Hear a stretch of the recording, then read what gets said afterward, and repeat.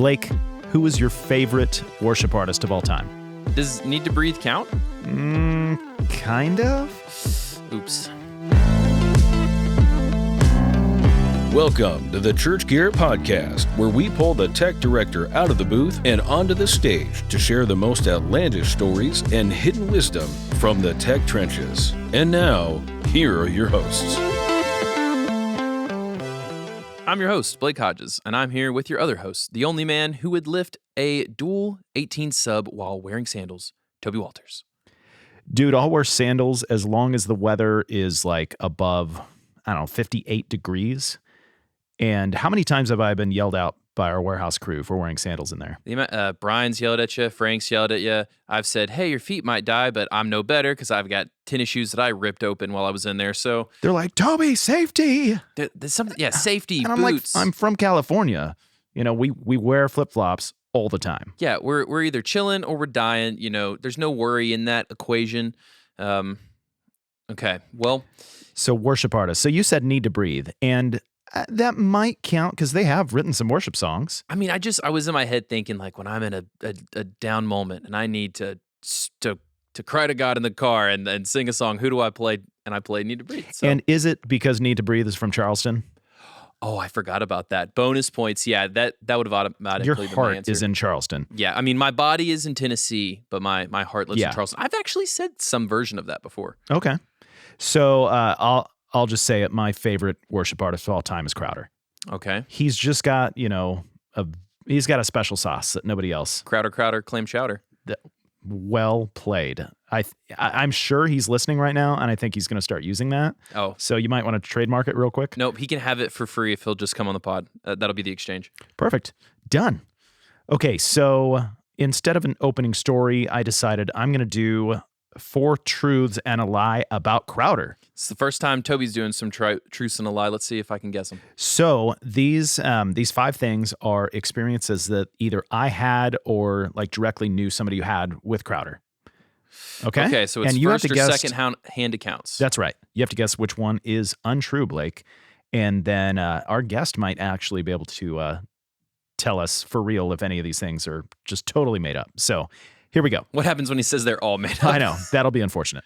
So, number 1, the first time I saw Crowder was at a worship service in San Diego, and it changed the way I thought about worship music. Okay. That sounds believable. Okay. Number 2, for one of his tours, every band member had their own tour bus. You know, that has to be the lie because I can't imagine them being prima donnas, or maybe they just got a great deal, a buy one, get 4 special. I'm sure with that Crowder Clam chowder. Yeah, he's perfect. Okay, so number 3, he was a part of a tour of the Dr. Pepper Mansion in Waco, Texas. And during the tour guide said that the Dr. Pepper Mansion was for sale. And he immediately said, sold, and bought it and moved in. Now, is that a story where you were on the tour and that happened? No, or you read that this? was secondhand account. Okay. Another secondhand account. Each band member made a standard yearly salary higher than yours, Blake, and this was 12 years ago, but Crowder did not make a salary. All right, I'm going to lock that one in. It's not hard to make more than $12,000 a year. I'm going to say that's...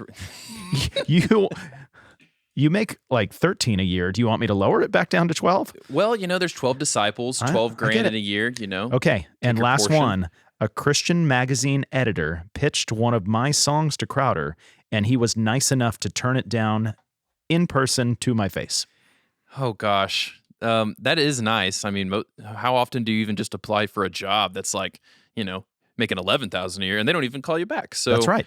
I'm going to say, but if that happened, if you had met him 2 years, there's no way I wouldn't have heard that by now. I'm going to say that is the lie. So you're going with that like in person, he turned down my song to my face. Yeah, because number 1, logistically, there's just no way he could have fit that into his schedule. And 2, you and I hang out a lot. We've taken many a 12-hour van ride. I would have heard this story. If we haven't heard it, I'm going to be disappointed. What if I added on to the story that he turned down the song, but he offered me a salary higher than yours? Would that be a little more believable? It would, because you have had people try to hire you and you'd be like, nah. Obviously. Time out, I was offered a job with Switchfoot, like for real? 20 years ago, doing merch. You should have saved that for another episode. I know. We'll get to that another episode. Okay, foreshadowing. Okay, so The Lie, and it's based on another secondhand story, but nobody ever said that he had a tour where every band member had their own bus. Of course not. But that was actually based on another secondhand story I heard about Mercy Me, and that every band member had their own bus on the same tour. But I actually talked with Mike, the lead guitarist of Mercy Me. He came over to my house a few years ago. I know, I'm just dropping story after story that I've never told you. And he said, yeah, that's not really true. So it's not true of Crowder, and it's also not true of Mercy Me. Fascinating. The amount of like good stories in there that I should have already heard now makes me question everything. I'm like, he's either lying about all of these because I keep believing them, or you just keep living lives you're not telling me about. I'm hurt. So just on the last story about the song, I did have a good friend who edited HM Magazine. As his magazine, he knew Crowder personally, and he loved one of my songs so much, my friend of HM Magazine, that he said, I'm going to send this to David and see what he says. And then I was at like a worship night where, he and his band were leading worship. And afterwards I went up and chatted with him on stage, and he basically said like, yeah, it's a really great song. Like, thanks, but no thanks. Hey, shoot your shot. You had to give it you got to give it a chance. But I'm pretty sure he kind of gave me the guns and was like, but you're a good kid. So, but genuinely like one of the nicest guys I've ever met. I mean, quite honestly, the fact that he even took the time to do that interaction proves that statement. Mm-hmm. That's really cool. And I can't believe I haven't heard that one before. Okay, well, let's do some other things I haven't heard before. I'd now like to bring in an expert to debunk or validate all the things we just heard that may or may not be lies. Do we have a Crowder expert? Yes. Does he know that he's a Crowder expert, or are we just assuming now? He does have his doctorate in Davionic studies, of which David Crowder falls under. So he's but let's give his other credentials, because I'm sure he'd care a lot about these. This is a man who mixes front of house for Crowder and production manager at Backstage Productions in one of the best cities in America, Coleman, Alabama. Our guest. No one has ever said before. Well, if you're going through from Nashville to the beach, stop in Coleman. Best city. I'm going to say it's the best city in Alabama, actually. Will Brown, fight me. Like, that's the best city in Alabama. All right. Can you introduce the guest already? Our guest, Quinton Kelley, but his friends call him Q, so we'll see if we can call him Q by the end of the episode. Welcome to the show. Thanks, guys. I'm glad to be here with you. So we've got some two truths and a lie from you. Well, let's go back to my truths and a lie first. My bad. Q, first question, do you know about this Dr. Pepper mansion story? Is that actually true, or is that exaggerated? That's huge facts. David, he did live in the Dr. Pepper mansion. That's the thing. Oh, really? Did he? But he didn't really? buy it. Oh, yeah. No, I think he bought it. No, he like they lived there, like owned it for a good while, as I understand the story goes.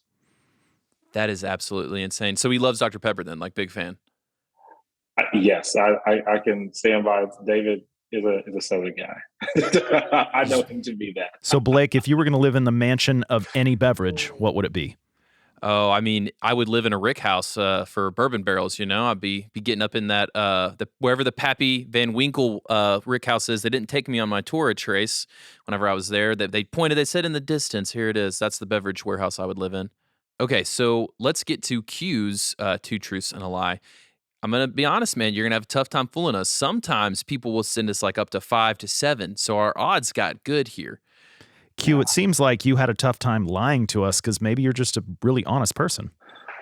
It was hard. It really was. We had to flip through, kind of about me's and think through it. And me and one of our admins were sitting down and we were just, okay, what do we tell them?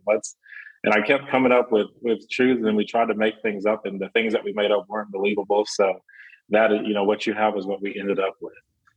Well, we'll have to just read your face and maybe take some cues from that. Well played. Cues from Q. That's your new podcast. Cues from Q. Cues from Q. I actually like that a lot. Yep. You can use that. Here for it. Crowder, clam chowder, and Cues from Q.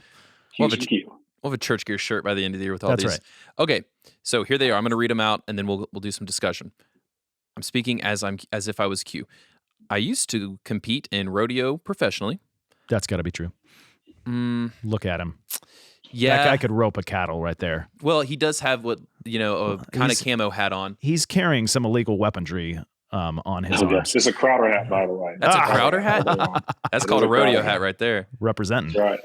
I really hope this isn't true as a person, but as a podcast host, I hope it is true. I had a line array fall on me. Oh, ow. I don't know how you're still alive. I'm a professional skydiver.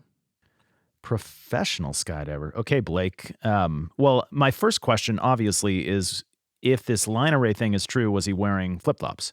That is, I do want to ask that. Because if I had a line array fall on me, it would have been in flip-flops, obviously. And Brian would say, I told you so until Jesus comes home to get us. I think there's no way to be a professional skydiver unless you were paid to skydive. Unless he was in the military.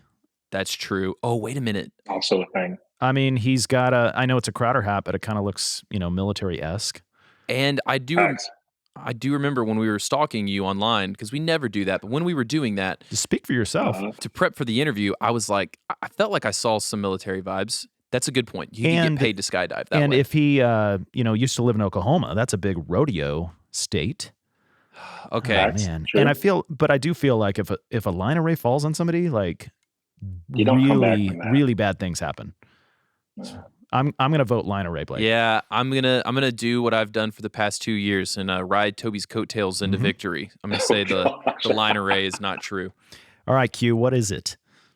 The skydiving was not true. The line array happened, and I did do rodeo for a long time. Man. Now, did the rodeo prepare you for the line array? Were you like, that was nothing. I've had bulls coming at me.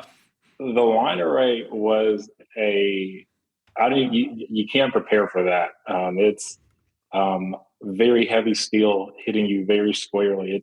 It's very unforgiving. A bull hits you and runs away. The line array just stays there. Oh, that's a good point. So then, how bad was the extent of this? Like, are you completely on the ground and the line array is on top of you? Yeah. Oh, yeah. Oh, and what was the line array? It was either Meyer. It was Lena. It was Josiah would 100% know. It's Lena. It was Lena, Mina, or Leopard. It was one of the powered boxes. Okay. One of the Meyer powered boxes, and it hit hard. But regardless, it hurt. Oh, it hurt a lot. There was a hospital trip. There was a lot of blood. Josiah was there when it happened. He was my A2 at the time, Josiah Vick, and they all thought I was dead for a second. Are you serious? Yeah, it was bad. It was a very interesting event. There are pictures somewhere, but it knocked out some of my teeth and messed my nose up, and one of my teeth went through my lip. It was a whole thing. Oh my gosh! But I went to the hospital that day. They were able to put my teeth back in. Funny enough, which was its own experience. And then was back to I was there for the show that night. I won't say that I mixed. Josiah mixed front of house that night. But I did fire the air cannons that night. So I did contribute to the show. That's amazing. You didn't break any bones, just like a lot of blood loss? It cracked. They put a pretty big, took a chunk out of my jawline or out of my gum line here. And so they had to put a splint in to hold all that together. And then they put a splint in my teeth as well. Well, modern medicine is a wonder because you look great. So I just could right. not. Well, I can't appreciate even believe it, this. man. So I do what I can. So Q, you may know about this. I'm sure Blake does not. Do you guys both know the show Mythbusters? Yes, I know of the show. Yes. And do you know that Meyer speakers were featured in an episode of Mythbusters? Did not know that. Did you know about this, Q? I didn't. So there is a myth, and it's called the brown note. Have you guys heard of this myth? No. That it is like, mythical warfare that you can produce a low-end frequency, a very specific frequency, and you fire it at somebody, and it makes them poop their pants.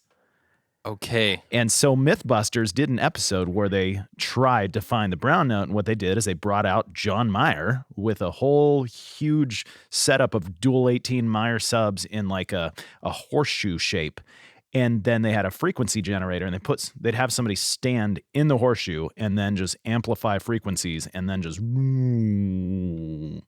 try and find that frequency. Did anybody poop their pants? No. So they said it felt really weird, but nobody pooped their pants. So Q, I want to know, when this Meyer hit you, did it find the brown note? It did not find the brown note.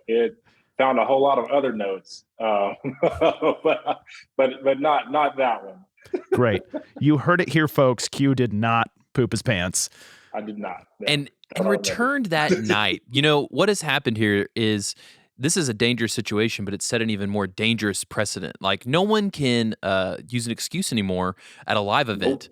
Nope. Like, you had a line rate speaker nearly kill you, and you were there that night. And was it because Crowder said, if you're not back by showtime, you're fired? I wasn't working for Crowder when this one happened, but it was not. It was probably more out of my stubbornness than anything. The artist I was working for was very accommodating, and it was the beginning, if you can believe it. It was day 2 of a 30-some-odd day tour. Right. And so when it happened in my hometown. So my mom was able to come and be mom and help me around the hospital and all that. But yeah, it was something else. That's what I'll say. Mama Q to the rescue. Man. That's right. That's you intense. know he's Q because his first name is Quinton. I'm Q. Yeah. Right. Hey, Kelley. So it's That's fair. not Mama Q, it's Q's mama. Look, if it sounds right in my head, I say it. That's my only rule I live by besides the Bible. So let's back it up, though. Before that line array crushed you, you know what? Screw it. I have one more question. I have to ask this. Who do you blame for this event? Were you just moving quickly? Was it Josiah Vick's fault? Did someone push it on you? It wasn't Josiah's fault, but we were what we chalked it up to. We were running on no sleep, and so some very interesting checkpoints weren't hit, and it was just because we were on team no sleep, and the combination of those few things happened, and that array came down, and it was super unfortunate, and if it taught us anything, it was I think when you're in the touring world especially. People kind of run on the wire. They run everything, burn the candle at both ends. And it just kind of spoke to us how dangerous that can actually be. And so, I tell everyone I can, do what you can to be efficient, get some rest, make sure you're eating good things, staying hydrated, or you might have a PA fall on you. Words of wisdom, cues from Q. Yes. There you go. Cues from Q. Man. Heard it here first. That's amazing. You're very positive and nice. I don't know. I think I would have been jaded for the rest of my life had this happened to me. Might have shaken something loose. That's fair. So give us like your journey into tech before the line array kills you, and before we scare off anyone who's younger thinking about doing this. Like the techs in the Christian world, like mixing for Crowder's pretty high up there and like the dream job. But like, let's rewind a little bit and give us the stepping stones to that moment. I grew up in Tulsa, Oklahoma, and our hardcore Christians will know the name Quinton Pearson. Quinton Pearson had a church in Tulsa, Oklahoma, hired him in his family church, and I started working there, volunteering even when I was in middle school, and it was taking bottles of Listerine with toothbrushes to the choir mics on Monday mornings and Monday nights and things, and scrubbing mic grills, and that's how I got started. And we had a massive fellowship hall. And there were three, Tim Kennard, Walter Williams, and Quinton Davis, who's one of the only other Quintons I know. He spells his name the exact same way. And those guys mentored me. And David Smith was Bishop Pearson's music director and was for a long time. And they got me started in a lot of studio work and live production. And so I used to mix youth events, and they let me help out in the main room. And Higher Day used to put on these summits at Oral Roberts in the Navy Center called Zusa. And they'd pack out that place for a week, and they'd bring in everyone, Israel, Kirk Franklin, T.D. Jakes, Donnie McClurkin, Sheared Sisters. I mean, everyone in gospel music was there. And a lot of the ministers that are mainstays now, their early days were started at Azusa. And so as a kid, watching it happen, that was the first time I had seen an arena rig. And that was before line arrays. That was when everyone was putting, 20 point search boxes together and chaining them up, and they were in the air like these massive PA hangs. You still don't want those to fall on you, but no, you don't come back from that. You don't come back. but I remember just being a little kid and seeing the massive, Soundcraft and press desks and saying, "Oh my gosh, I want to do this, and this is what I want." And from a really young age, my parents spoke leadership over me, and that was a thing that we were told by the ministers that we were under, and so my parents fostered that really well as I was growing up. And so in high school, I mixed a lot of musicals, and I started with a company, Lone Wolf Audio, when I was about 16. And I would go out and we do graduations and concerts, and we worked for a couple clubs in Oklahoma and in the surrounding areas. And I mixed all kinds of different things and learned all kinds of things. And then I came on as the technical director for Transformation Church in its inception, and I would have been 2013, 2014. And I grew up with a lot of the folks out of Transformation, so that was a really good time. I transitioned out of Transformation and went to school in Phoenix at the Conservatory for Reporting Arts and Sciences. And I spent some time at OSU and spent some time hanging out at OSU, probably better. But Okay, tell me, pause real quick and tell me just a little bit Sure. about the conservatory recording. Because I know growing up, it was kind of like it was Full Sail and then the Conservatory Recording Arts. So, what was your experience Gotcha. like there? How did you enjoy it? I loved it. Keeping in mind, I'd already been doing a little bit of touring or a very small amount of time before I went to the conservatory. And so large format PAs weren't a new thing, but the applied sciences to them was very foreign. And so understanding softwares like Smart and getting into acoustics and understanding really the math behind audio and electricity and what kind of makes all this stuff tick and work. A lot of the science of it was super foreign. And Keith Morris and Peter Bish were two of the instructors that were just super hands-on with me. And they just kind of took me under their wing and they showed me a lot of cool stuff. And Keith is just mathematical genius. I don't know how he just does what he does, but he's a legend. And they really made me spend the time to get it right. Look, you can get a rig sounding pretty good, but we're not going to let them get away with pretty good. We're going to make it great. And so they really made me stick to it and stay with it. And there were some nights where at the conservatory, if you do the day classes, I believe you're there from 9 a.m. to about 3. And then if you're going to do anything in the studios or in the live sound room, you have to come back at night. And so it's a labor of love because it's the labor of love words, because if you don't love it and you don't spend time on it, you don't get anywhere. And that's what they tell you when you start at the conservatory, you'll get as much out of this as you put into it. And that has rang true from the conservatory to anything that I've done professionally. Yeah. And did be there from, go ahead. Do you feel like you got your start mostly in like the touring world, live production outside of the church, or was the church more formative for you in your production training? Because I know you mentioned Transformation Church, but Sure. The church is definitely a huge catalyst to that. If it had it not been for the church, I don't know that I would be doing what I do now. yeah. I think that's fair to say. And as you are you mostly living in the concert production world these days as opposed to the church production world? Yes, there are definitely some churches that I still do go and help out here and there.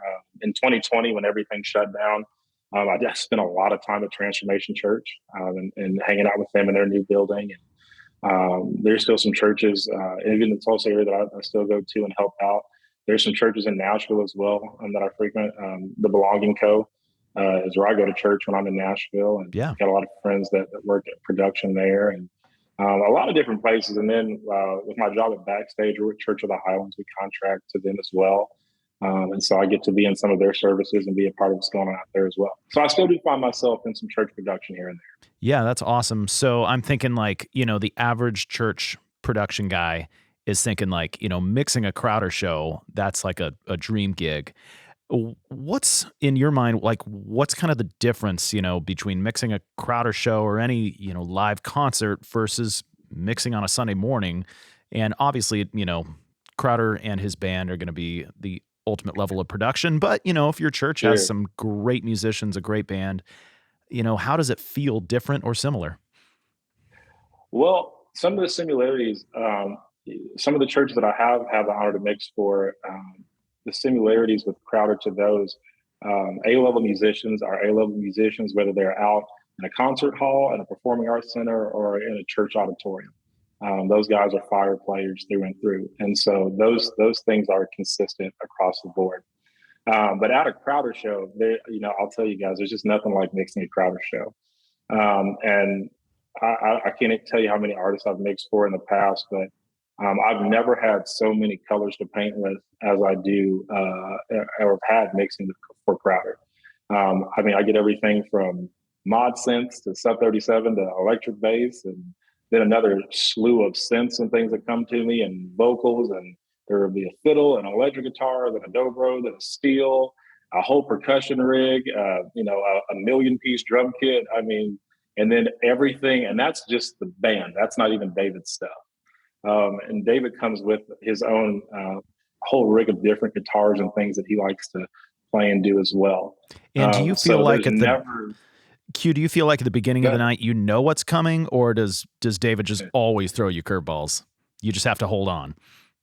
The first year of mixing for David was a year of curveballs, trying to understand what David was going to do. But when you mix for David Crowder, the mindset you have to wrap your head around is you just have to be ready for anything. So, while some guys have a set list that may have 12 songs on it, and they know they're going to do those 12 songs, my list of snapshots is about 30 songs deep, just in case. Yeah, there's no easy, I'm just going to hit play on all these presets for you. No. Speaking of that, every seasoned tech has a oh no moment. We call it oh crap. Okay. Yes. We basically implied, fecal matter earlier. So when you have that oh crap moment, every tech's got one where just live sound, everything goes wrong. And this is in no way implying you did anything wrong. So much of it is band didn't talk to me, or gear breaks, we've had consoles spark, whatever it may be. I love seeing the tech tenacity of techs to just be I'm gonna figure it out. It does not bother them. They're unfazed by stuff that as I hear it, my toes are curling. So do you have one of those moments you can give us? I have a super recent one, funny enough. And it wasn't anyone's fault. It was, stuff just happens. Are you sure it wasn't Josiah Vick's fault? We're just going to throw him under the bus on this podcast. I can tell you, and if we have time later, I have some Josiah Vick stories, but I can't blame this one on him. Well, being thrown under the bus is much better than being thrown under a line array, at least from what I hear. Facts. Yeah. Huge facts. This year we did Passion Conference this year. We did that with David. And so we've sound checked and everything's ready to go. We've listened to the file. We're coming up, and there's 55,000, 60 some odd people in the stands at this point. And David's backstage. I'm listening on my talk back, and we're talking back and forth. About 10 minutes to go, and something tells me to just go and look at my file one more time. Just make sure everything's right. And so I use Waves. I use multi-rack, or not multi-rack. Oh my gosh, super rack sound grid, not multi-rack. Okay. And so I'm soloing channels, trying to see, and I go to David's vocal and I hit solo to get his little situation popped up, and it recalls nothing. Ooh. And so it's 2 inputs off. And so I change it to his input and hit it. It comes up, and I say, I should probably go check some other things too. So I go to his guitar channel, I hit it, 2 inputs off. The whole console, all my inserts are shifted 2 inputs. And that includes my left, right. Oof. And so had we have not checked that 10 minutes before we went on, David would have got out on stage in front of however many thousand people in that Mercedes-Benz stadium. There would have been no audio whatsoever. And then you'd have Sandstrom off in the corner being amateur. Right. And no one wants that. No. I'm sure Sandstrom was literally, so I remember he was over there to my right. There was a SD5 that he was mixing on, an SD12 in the middle, and the SD5 that I was mixing on. And Nick Geiger was there. And if you've never met Nick Geiger, he's the guy that you want at front of house when something like this happens. Him or Stephen Bailey, both of those guys, they're just the best. And so I tell Nick, I said, hey, dude, my inputs are off by 2 inputs, the whole thing. And he goes, okay, we're just going to repatch it real quick. We just got to make it happen. I said, well, we don't have time to figure that out. And so we go and we repatch the whole file, every single insert in that file. And what you have to know about Passion, it's all of David's normal stuff as well as all the extras that come with playing Passion. So extra vocal mics for guests, extra guitar inputs for any guests that might show up, a whole nother B stage list of inputs, everything. I think for him, we were at 70 some odd inputs for Passion. And it was crazy, but we got it patched just as they were saying, or as soon as the talkback was saying David's on deck, and we hit go, and we had a great night. It was a good time. That's amazing. Did you look over at Sandstrom and be like, "Suck it"? No, I'm kind of scared of Jeff a little bit. I know, I get it. We all are a little bit. No, see, Toby, Q here is a nice guy. He can just celebrate a win. I know. I keep forgetting I'm not a nice guy, so suck it, Sandstrom. Oh, man. I'm going to send Sandstrom a soundbite of this before he comes on our podcast now. Yeah, perfect. Gosh, I love it. So Q, that is kind of an oh crap moment, but you're kind of like, you're talking about Passion as like this wild ride. Do you have, if it's not Passion, do you have like something you can point to where it was like, this is one of my favorite moments of all time in live production? It's not Passion. I mean, it can be, but it's, repeat. And I'll give you two, because the first one is Passion, definitely. David wrote this song, God Really Loves Us, and Dante both sang it on the record. And we did 30 some odd dates of his headline tour, and that song hit right every night. And at Passion, and this probably covers a slew of events where this happened. There will never be anything that beats the sound of thousands of people worshiping together. You can't beat it. Yep. And so the simplicity of hearing people sing just the simple truth that God really loves us, you're almost in tears. And so I'm standing in front of house in the bins in the middle of 55,000, 60,000 youth and young adults. And they're all singing and just remembering that God really loves us, and David's playing, and the rig and everything just hit so right. It just felt so good. And it just all hits you at once. And that's been the same experience that I've had with David. I mixed for Jordan Feliz for a while and Sidewalk Prophets. And I've gotten the chance to touch faders for a lot of different Christian artists. And those moments are the moments that you remember. And those are honestly the moments that make this worth it. And even in the secular realm, I've gotten to do some mixing and shows, and there's just nothing that compares to it. I mean, I could recant some great things from those shows as well. But just hearing people worship all at one time, being in the middle of that it's just unreal. Getting a little early glimpse of heaven right there. Yep. Yeah, that's nice. Okay, so we're not going to throw Crowder under the bus because we already did Sandstrom. Did we throw anybody else under the bus yet? Josiah's body is mangled Vick. under the bus. Sorry, buddy. The bus doesn't have any more space between the tires. But obviously, Crowder is the right answer to this question. But see if you can step out of this mode. If somebody called you tomorrow and said, "Hey, we need you to show up and mix this show for us," and you would drop everything to do it, do you have a dream artist that you would, and it doesn't have to be Christian, it could be anybody. Yeah, I've got a vacation that's been planned for 2 weeks, and they call you the day before and you're like, who cares about my vacation? I'm going to this guy. Yeah. Or girl. I think there are 4 that I know I would just drop everything. Okay. Because I think about this every now and again. Yeah. Ben Rector. I would love to mix with Ben Rector. Yeah. That would just be the best. There's this band, Virginia to Vegas. They're really cool. Justin Bieber, of course. Pro bono, I'd just go do it.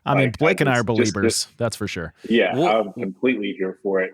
And then the artist, her, that's Her. And she just sonically, everything that she does musically is just whoa. And she's an artist, and I think many people would agree that there aren't very many artists that you can just go to their playlist, push play, and just listen to it. But she is in that category, or at least from my standpoint. Big facts. But yeah. And we do have an episode with one of our techs named Brian Boggs, and he mixed monitors for Ben Rector for a tour. But at the beginning of that episode, and to all our listeners out there, there's a great story of Ben Rector and Snoop Dogg. Oh, yep. So Okay, I'm here for that. go find that episode and listen to that. Man, that would have been quite the surprise appearance at the Super Bowl. You just had, Yes. Snoop Dogg, Ben Rector, what? Yes. oh my gosh. Okay, let's get back to the gear for a second. What is like your favorite mixing? You've got all these, dream tours that you would do. What would be your mixing console you would take? Money is no object. Rarity is no object. It could be from any time, any place, whatever it may be. What would be your favorite mixing console to use in those dream concerts? I'm a Digico guy through and through, man. I used to be a Yamaha guy, and nothing against Yamaha, and really what they have out now, the PM10 and the 5 are, oh my gosh. But the user interface on the Digico, to me, you can't beat it. And so right now, the Quantum 338, I would take on just about anything and be more than satisfied to be mixing on that. Now, inversely, do you have one? Because we had a story where someone showed up with a mixer and then it wouldn't fit. And so then he had to mix on something else. Do you have a mixer that if it was just like, this is your board for this concert, you'd be like, I don't know if I can even ethically touch this. I can't do it. Do you have any boards? Any of like the old Midas, like not the analog Midas, but like the Pro 2, Pro 1, Pro C stuff.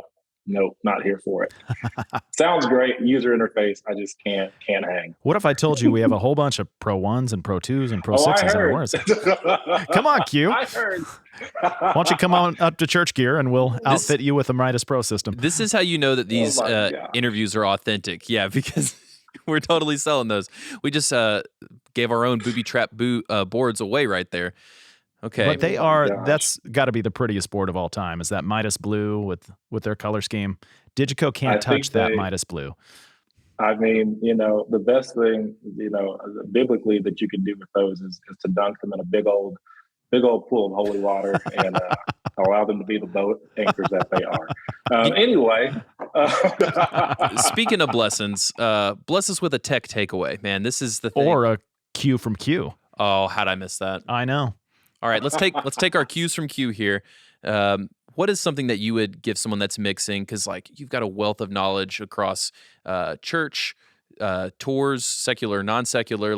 What is something you would say to a tech director at a church? Like, hey man, this is something I love doing. It helps me on anything I'm doing, like any concert I'm doing, any service I'm doing. It could be philosophical, could be technical, could be really anything. Just it feels like it is your personal tip that you always use. Sure.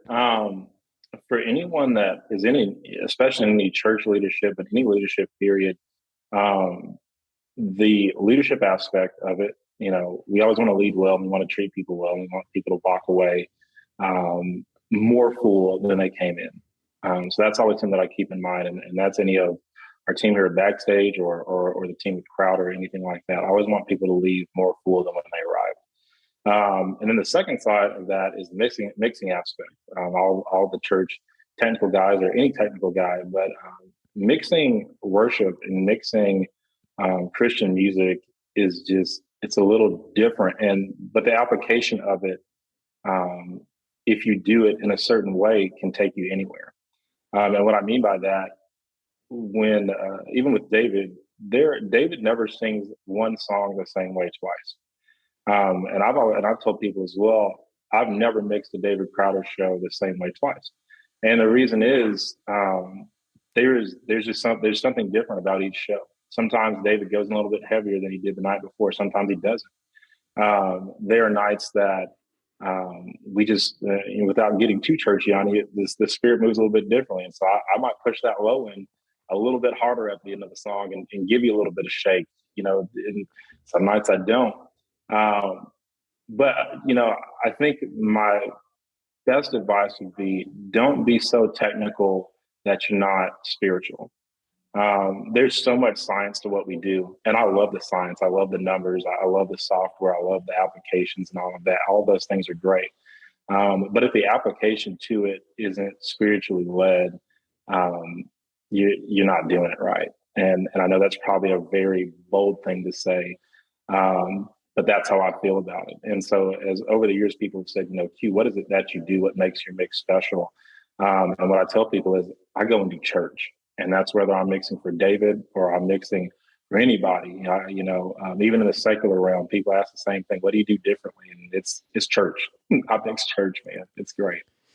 That's so amazing. I love how like really tech really can take you anywhere.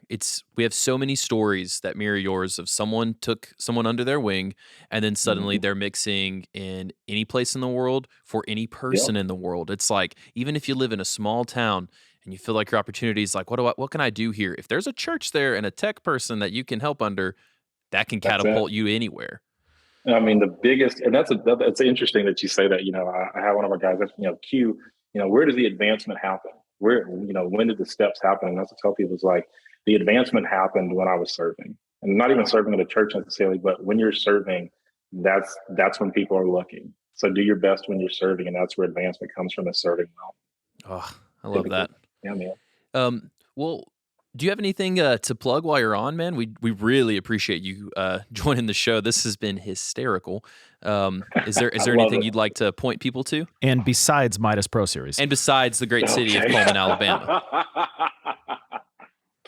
I mean, man, obviously, I'm out here at Backstage, and, we're always looking for ways to get involved and be that, on the Christian side or secular or in any musical thing that we can help people with. I mean, we're audio, video, and lighting. And so Brad Brooks is the owner, and he's been around for a long time, but we're in a really interesting building stage right now. And so we're looking for ways to serve and get out there.